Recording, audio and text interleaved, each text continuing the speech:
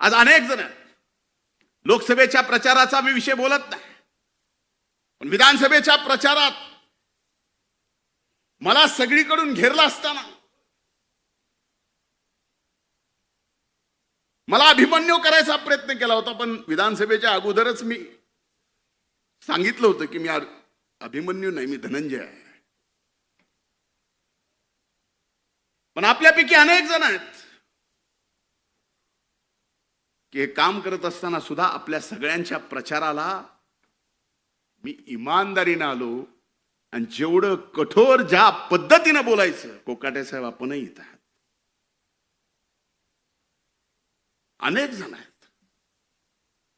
Babasaheb Patil form भरायच्या दिवसात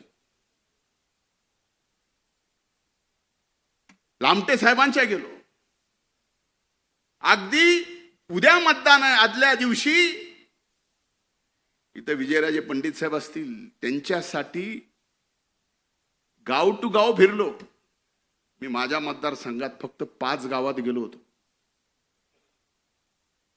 मग ह्या अशा काम करणारा, फक्त नावाला नेता पण काम करणारा माझ्यासारखा कार्यकर्ता ज्या वेळेस कुठल्या तरी एका कारणाने फक्त मला टार्गेट करायचंय, त्याला कारण काय हे आपल्याला माहिती आहे.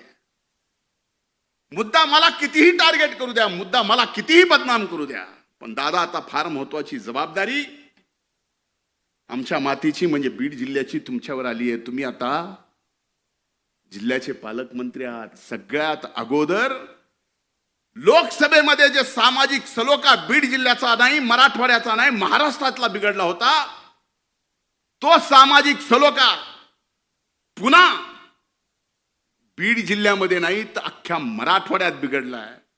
आज आपण या ठिकाणी शिवशाहू फुले आंबेडकरांच्या विचारांनी भारतीय जनता पार्टी सोबत महायुतीमध्ये आहेत.